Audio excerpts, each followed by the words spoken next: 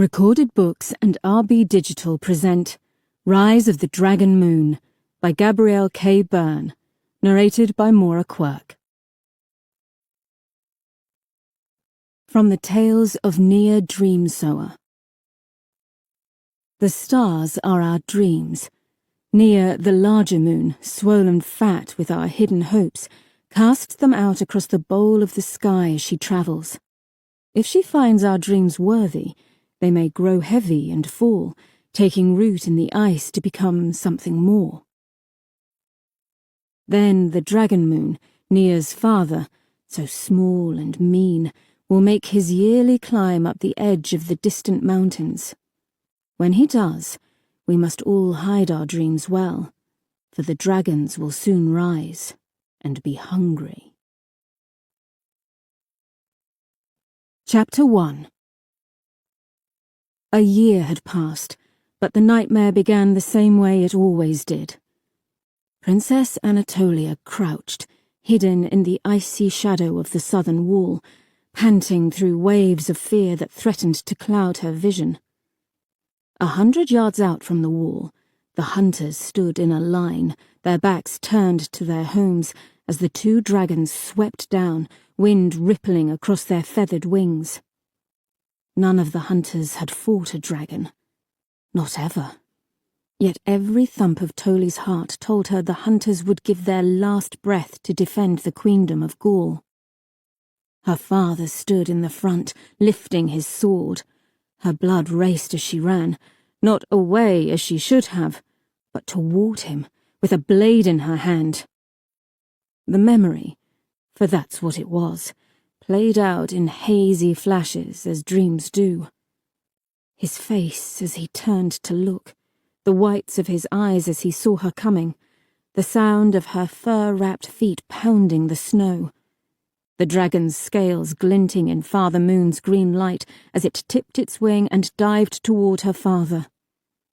The creature's amused voice, like the deep knocking of the ice as it called out to its partner, then changed course, turning toward her with deadly grace. Her father's shout.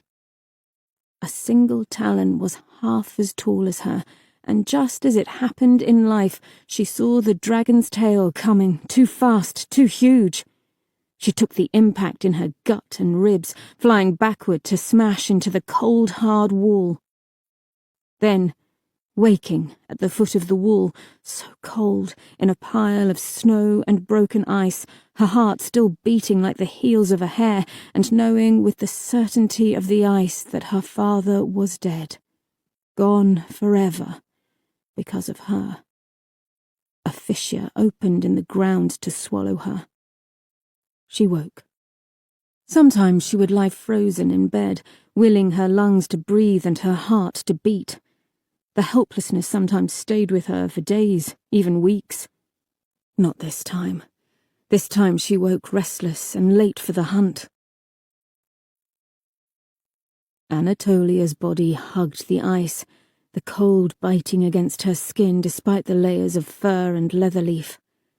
Her numb face hovered just over the surface, her auburn braids like ropes holding down her gloved hands. Though her fingers ached to move, she didn't dare. To be a true child of the ice, a daughter of Ire and a princess of Gaul, she must be still, indistinguishable from the miles of frozen wasteland around her. She resolved to be as silent as the sky. Toli squinted against the glare of near-daughter Moon's light, gleaming against patches of ice.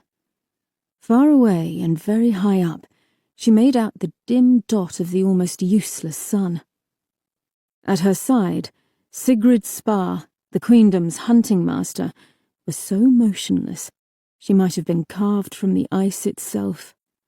Toli had the fleeting thought that Spar's heart could stop and there would be no sign. Everything about her mentor was powerful, from her above-average height to the way her heels hit the ice when she walked, as if she had already reached her destination the moment she took her first step, and crossing the space in between was just an inconvenience. Every movement Spar made was a required one. Every word was efficient. Toli's stomach growled. She flicked her eyes toward her mentor, a sigh escaping before she could stop it. "Be still," the huntress breathed. "What if they don't come?" "They'll come. And if you want your queendom to have fresh food for the table tonight, we must stay low to the ice, no matter how cold you become." "I'll only let the palest thread of air across my lips," Toli whispered, allowing herself the teasing echo of her stern mentor's teachings. Spar's mouth hardened, the burn scars that covered half her face darkening. "You are too young for this." A warm flush raced to Toli's cheeks despite the cold. She should have known it was the wrong time for teasing. There was no right time to tease Spar. "When does the ice forgive?"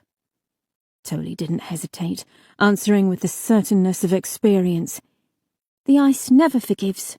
"When does the ice forget?" "The ice never forgets."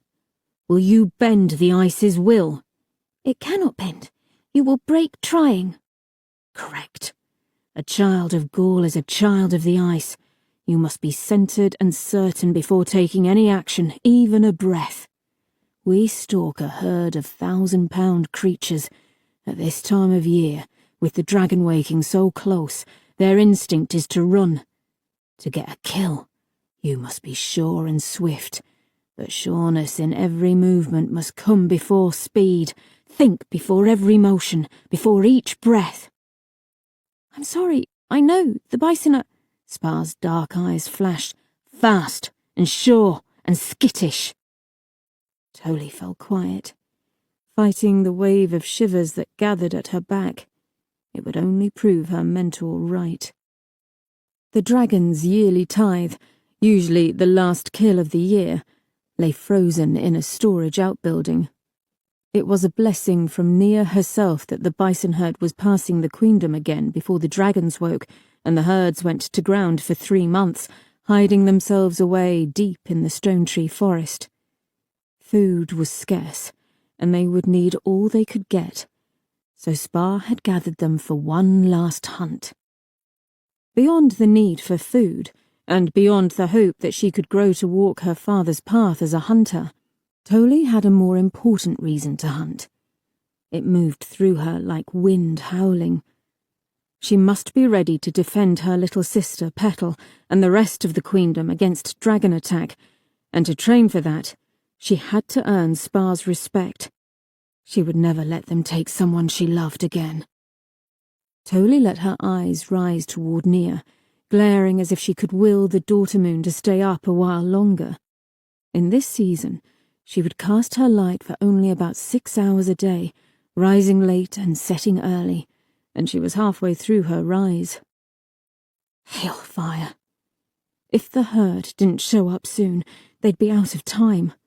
Once Nia set, the wind would rise, and the cold would be too intense to hunt, even for Spar. The sudden, imagined scent of meat roasting on the hearth, the fat dripping and sizzling on the fire, was so strong it made Toli's mouth water. She squinted against the glare of moonlight on ice and wondered if Wix and the other hunters were having better luck, hunkering somewhere to the east. A smirk played at the corner of her mouth. Wix had even more trouble holding still than she did. He was a better shot, though. She stared across the ice to where the fog billowed, rolling like steam across the surface of a stew pot. If the others spotted the herd first, Wix might get a chance to try his hand, if Pendar was feeling generous, that is. Then again, Pendar didn't like to take any chances when it came to putting food on his plate. Pendar's wide bulk and steady gaze might intimidate a stranger, but in truth, he wasn't just one of the best hunters in Gaul, he was also one of the most tender-hearted. He had a contagious laugh and crinkles at the corners of his eyes that were so deep you could fall into them. Still, if it wasn't Spar who spotted the herd of bison in the fog, it was more likely to be Luca. She had the sharpest eyes, almost as sharp as her tongue, and if Wix did anything to ruin the hunt, The sinewy blonde would be furious. Tolly cringed inside, remembering how just that morning she and Wix had begged to come along on the hunt. 12 is old enough, Pendar had said, wiping ice root from his wiry black beard and clapping Spar on the back. She's a strong arm after all. His eyes twinkled against his warm brown skin. Spar crossed her arms and scowled. And if the princess, heir to the throne, is killed? Tolly twisted the end of one of her braids in a freckled hand as she and Wix waited for the verdict. That'd go over well, Luca snorted, whipping her long blonde braid over her shoulder. Pendar shrugged. You know the princess is hell-bent on fighting dragons ever since her father died. Should the need arise, he hastened to add, hunting bison is a baby step. We just need to be sure nothing goes wrong. He met Spar's amber eyes. You know the Queen wants more trained. We need all the dragon-blasted hunters we can get. Spar stilled. Pendar was hungry or distracted, or both, she thought. People didn't often forget that Sigrid Spar was the only person in the queendom to survive an actual dragon blast. The burns covering half the huntmaster's face, neck and right arm, all the way down to the tips of her fingers, didn't let them. Pendar sputtered, his eyes flicking to Spar's face. Sorry, Pendar mumbled. It's true, though. A moment more passed before Spar cleared her throat to acknowledge his words. I know it, but you know that however badly we might need more hunters trained, the Queen's feelings about training her daughter are complicated. A gust of biting wind hurtled past, tearing Tolly from her memories. Below her feet, the ice spoke its mind in groans and knocks like a living thing, full of complaints and opinions. From the corner of her eye, she saw Spar's attention sharpen. Low fog drifted over the surface of the ice, glowing in Nia's light. Then she saw them, and her mouth ran dry. They were about 500 yards away, and as the herd of grey-white bison appeared, the steam of their breath gusted into the swirling fog, covering their faces. They moved slowly, dipping their jaw horns to scratch out the green mats of marker within just the top layer of the ice. Tolly's mouth puckered, just thinking of the bitter taste. For people, marker was starvation food, nutritious but impossible to make taste good. The bison's bodies might be mistaken for chunks of ice, or stone, if stone weren't so rare, and if it weren't for the gleam of Nia's light against their white horns as they shifted their weight. Tolly's heart pounded like hooves. She held her breath, trying to calm her pulse. If she gave them away, Spar would never forgive her, and everyone would have to eat dried meat and mushrooms for the next 6 weeks and hope it was enough. In front of her, Spar slid forward across the ice, just under the layer of fog. Tiny swirls in the air were all that marked her passage. Luca appeared, sliding up next to Tolly. She tipped her chin, her eyes widening as if to say, "What are you waiting for?" The bison had poor vision, but an excellent sense of smell. A bull might stand 5 feet tall, and their first instinct, if they sensed anything was off, would be to run to the forest's edge, straight through anything in their way, including a team of hunters. One well-placed kick could crush bone, and at this time of year, if even one startled, the whole herd would follow. They were always skittish before the dragons woke. Worse, they might keep running and go to ground in the forest. After today, there would be no more hunting for months. It was too close to the dragons waking, and nothing was safe with them hunting the ice. The cold burned as Tolly allowed herself a long, slow breath. Her auburn braids dragged over the ice as she dug in her toes and pushed, using the tips of her fingers to pull herself forward across the surface. Luca had disappeared in the fog to her left. Pendar would be somewhere to her right. She caught sight of Spar's feet and, careful not to move too quickly, crept to her mentor's side. The skin around Spar's dark eyes had gone tight, the telltale sign that her burns were bothering her again, as they often did out on the ice. But Tolly didn't let on that she'd noticed. She'd made the mistake of asking about Spar's headaches only once, and had nearly lost her own head as a result.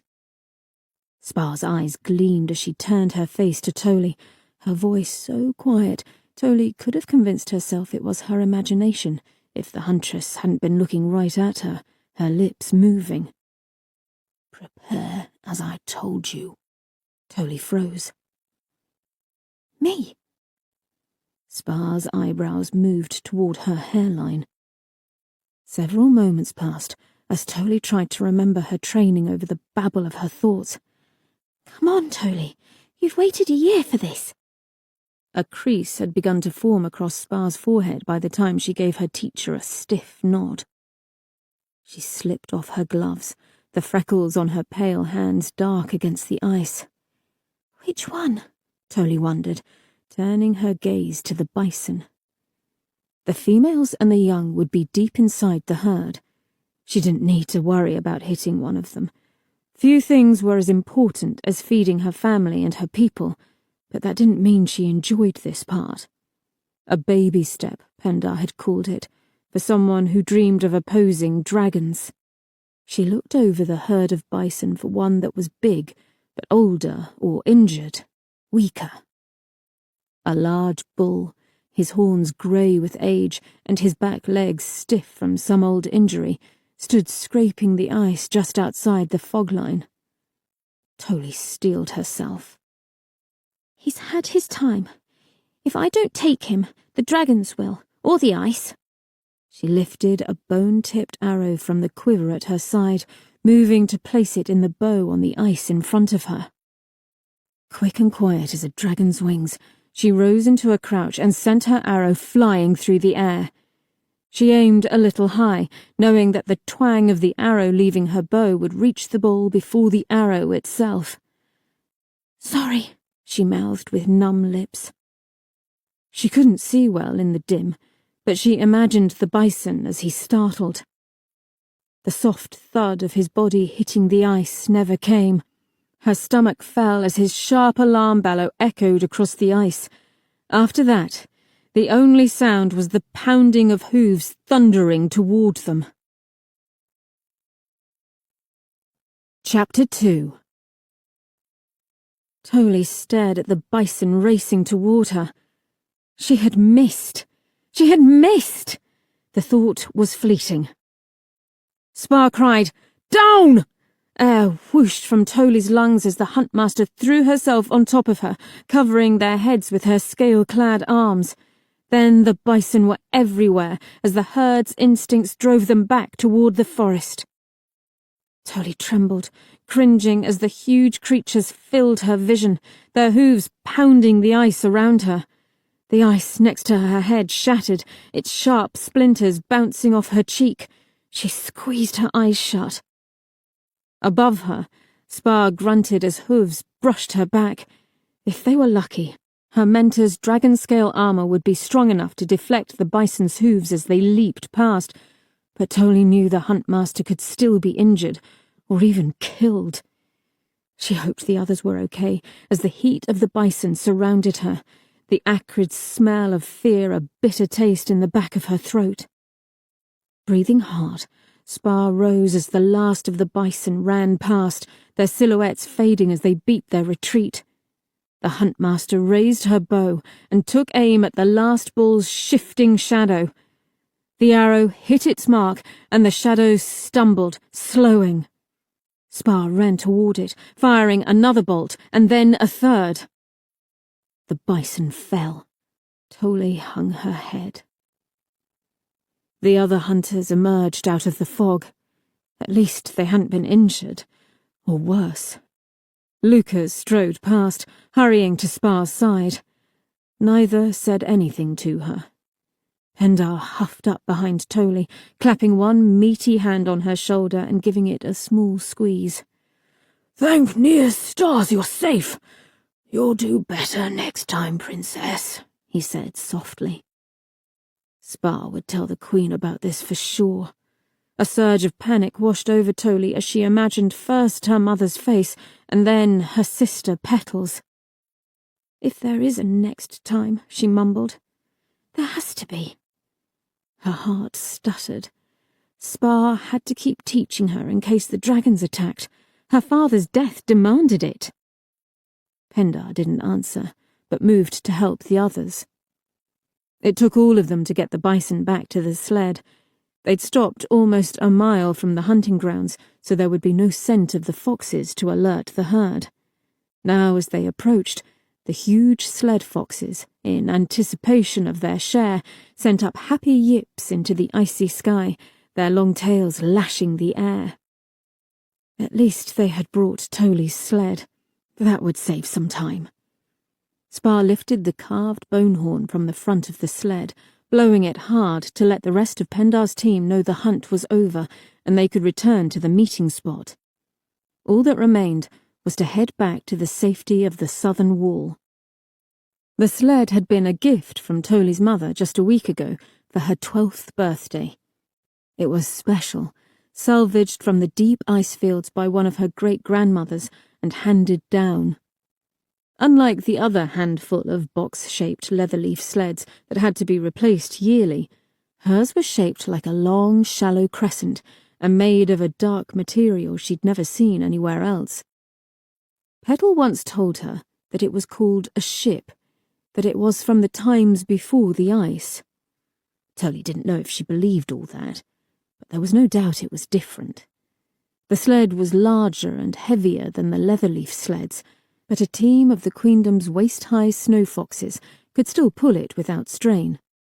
The front arched gracefully up into the carved head of a dragon. Scales ran along the edges to the back and twisted up into a tail. Like the other sleds, it had 2 runners of stiff, braided leather-leaf stems. When Queen Una had presented it, just the thought of racing over the barrens in its dark belly made her breathless.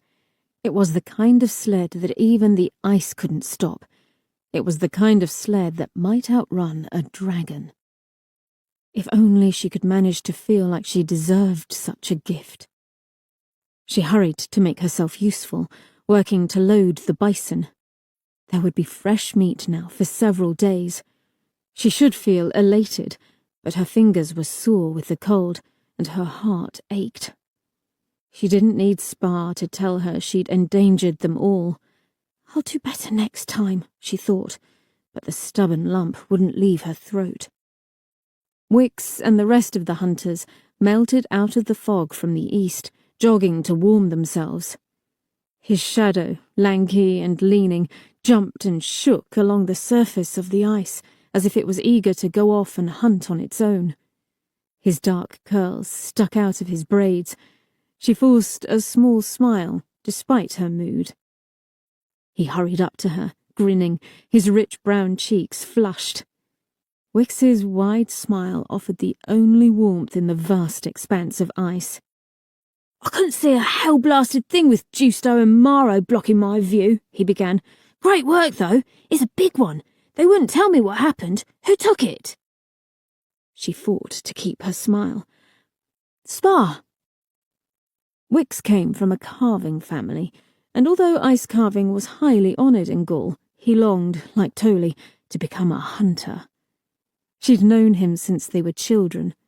Wix understood her better than any other person could. His grin faltered as he met her green-eyed gaze.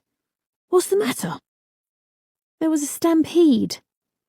His hazel eyes turned dark with concern. "What happened?" "I missed." He went quiet, then gave her an awkward pat on the back. "Sorry." "Yeah." He tried again. "It's okay. It could have happened to anyone." She arched a brow at him. Well, yeah, okay, not anyone, but me. It could have happened to me, too. Tolly snorted, but her mouth twitched into the semblance of a true smile as they moved to help load the sled. Pendar was talking about Ruska's cooking as usual. "I bet she roasts it," he said. "Of course she roasts it," Luca laughed. "You don't expect the woman who cooks for the Queen to boil it when it's fresh." "She cooks for all of us," Pendar chuckled. "No more ice root," one of the other hunters called from the back of the sled. "No more ice root," Pendar sighed. "At least, not for a few days.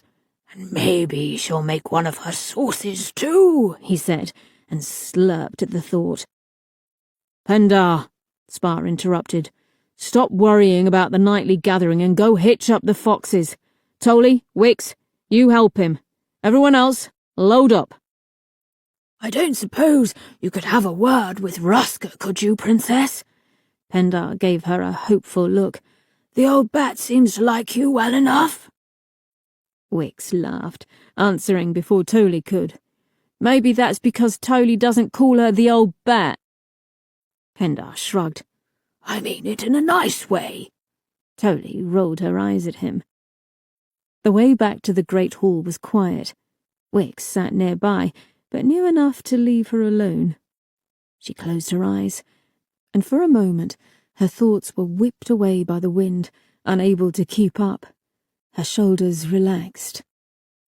The return trip was slower with the extra weight in the sled's belly, and she was glad for the time. The foxes leaped forward, their narrow forms racing shadows across the dark gleam of the ice fields. Ahead, the dim smudge that was the southern wall rose against the horizon. She could almost hear Wicks grinning next to her, but the only real sound was the breath of the foxes, the shushing rush of the sled's runners, and the beating of her heart. Darkness closed in behind them. The stars, each one a dream cast down by Nia Daughter-Moon on her travels, shone in the bowl of the sky. When Father Moon came along, any time now, his green light would obscure many of the dimmer stars, as if they were nothing more than Nia's toys, and he was gathering them up. At least the fresh meat would help get the people through the dragon's waking. Her gaze rose to Nia's wide, pale face. Did the Daughter-Moon see them, racing for home across the ice? Not for the first time, Tolly wondered if Nia had really sent the dragons to Aya herself to heat the planet from the inside. If she did, had she known what it would cost her people, in food and in fear, and in loss? Nia had wanted to keep her creations alive. Tolly understood that need. Like Nia, she would do anything to keep the people she loved safe. But couldn't the Daughter-Moon have found some other way? Why did it have to be dragons? A bitter taste rose in her throat, and Tolly closed her eyes. As they skimmed along the surface, she tried to imagine what it would be like to spread out giant wings and ride the lights. Where did the dragons go when they vanished into the stars? Did the aurora actually carry them across the sky as it seemed? Her skin prickled as she reprimanded herself. What difference did it make where they went? She knew enough. They had killed her father. Every living thing knew their nature and ran. It made no difference that they could think and speak. They were predators, their every thought steeped in the instinct to kill or destroy from the moment they entered the world. She tightened her grip on the side of the sled until her knuckles ached. One day, when they attacked again, she'd show them they had crossed the wrong princess when they killed her father and his hunters. She would deny them everything. She tried to listen to the rush of the wind, but all she could hear was the grating persistence of her thoughts. Her father's face, carved among the deads in the hunter's shrine, flashed before her eyes. They moved north, watching the stone tree forest grow larger as they approached. The 100-foot-tall trees swept down from the black stone bluff over the queendom of Gaul, spilling across the ice fields and into the east like a shadow. The wind picked up, pushing against the sled as though trying to turn them back. Tolly could just make out the hollow, soothing song it sang as they passed by the tubular ice caves pressed between the edge of the forest and the southern wall. She shivered. Sometimes she imagined the wind was alive, sending up its angry howls to make the caves ring like bells. Spar pulled the foxes to a stop just outside the southern gate. They stood panting, tongues lolling from their narrow muzzles. The massive blocks of ice gleamed. Huge frozen statues spread out across the top edge of the wall. Carving families were granted additional food and other items. Then each year, when the dragons returned to molt, the carvers of Gaul competed for the honour of having their statue rise to look out across the ice. Sometimes they were elaborate scenes or fallen hunters. Sometimes they were quiet tributes to the harsh beauty that surrounded them every day. The one of her mother, the Queen, was so detailed it had taken Belgar Walerian himself almost a year to ease it out of the ice, and he'd let no one see it until it was finished, not even Wix, his own son. Of all the statues, only the one of the Queen had been allowed to grace the wall for a second year. She loomed above Tolly, looking out across the empty landscape. On the other side of the arched entryway, a dragon statue took flight. More statues lined the wall, stretching out until, at the farthest edge, where the wall met the rise of the stone ridge breaking through the ground, there stood the last statue, a delicately carved stack of delicious but dangerous foot-long ice beetles. Tolly's stomach was always impressed by the detail, even from a distance, and gave a hopeful growl.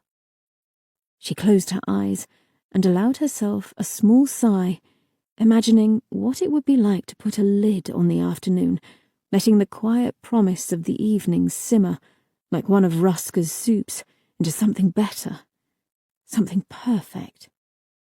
The sound of Spar's voice snapped Tolly back to the reality of her failure. The master hunter passed the reins to Wix.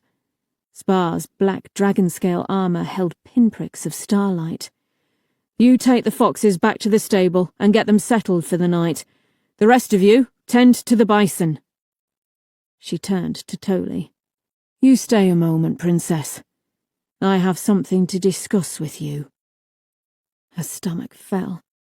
Spar was going to tell her she was done hunting, that she'd ruined her chances and would have to stay home from now on. She could feel it coming like a sickness. Tolly watched the hunters.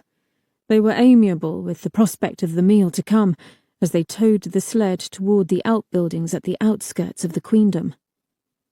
Maybe if she didn't look at Spar, she wouldn't have to hear the disappointment in her mentor's voice. Wix cast a sympathetic glance at her over his shoulder as he led the foxes under the southern gate and into the queendom. "Anatolia?" Spar's voice was soft, but Tolly knew her eyes would be hard. She swallowed and turned toward the inevitable. "Your shoulder was too tight. I've told you 1,000 times, hold the bow as if it could turn and bite you. Also, you shifted your foot after you rose from the ice. The pause cost you. You held your breath. What were you thinking?" Tolly's cheeks heated.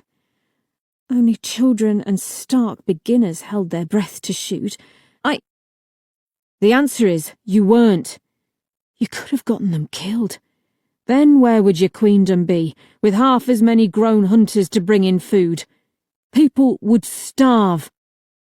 "I know, Spar took Tolly's upper arms in a tight grip. "Worse, Anatolia. You could have been killed." Spar narrowed her amber eyes. "Why should I continue to teach you? My queen, your mother, would sigh with relief if I refused. Why should I continue to teach you when your stubborn desire to follow in your father's footsteps distresses her?" Tolly's throat was almost too tight to speak. Because you have to. Spar's face hardened. Because you want to, then. If you don't, I won't be good enough. The skin of Spar's Byrne shone in the dim light. Her eyes flickered. Why should I feed a child's foolish whim? I'm not a child! Tears filled Tolly's eyes. She gritted her teeth. And you know why, she said angrily.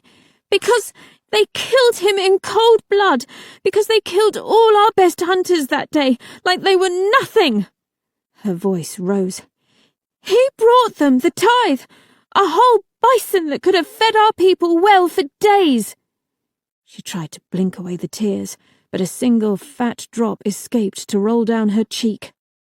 You killed one, but one escaped and... Spar's grip relaxed as she met Tolly's eyes. Anatolia. Why did they do it? The Queen says they were hungry, that they were out of their minds, but we were hungry too. Why didn't they just take the bison and go, like always? Something flashed in Spar's eyes, but then it was gone again so fast Tolly couldn't tell if it was pain or regret or just her own imagination. The Huntmaster dropped her hands. We may never know what really drove them to do what they did, she whispered, looking away across the wasteland. But we know what drove the bison today, don't we, Anatolia? The weight of Spar's words settled on Tolly's shoulders like a layer of ice, cold and immovable. On the day her father died, Spar had been the only survivor of the tithing party. She'd suffered her devastating burns, killing one of the dragons and trying to save the Queen's consort, Tolly's father. The second dragon had escaped with nothing but a torn wing. Everyone knew the huntress had never forgiven herself for failing Tolly's father, but in all the queendom, only Spar knew the truth. Tolly was the one to blame. Spar knew Tolly had been there that day, and she alone had lived through the distraction. The huntress had never said a word about it. Not to Tolly, not to anyone. Tolly met her mentor's amber eyes, her throat too tight to speak. Spar's mouth hardened. I'm afraid we still have some unpleasant business ahead of us. Tolly's stomach dropped. Couldn't we not do that? She hugged herself as she looked up into Spar's face with its ruby burns. She poured all the hope she could muster into her eyes. The Huntmaster just arched a brow at her. I'm sorry, Tolly. Your mother has to hear about what happened. You could have been killed. It must be done. Petal could talk Spar out of it, Tolly thought bitterly. Her little sister could talk anyone out of anything.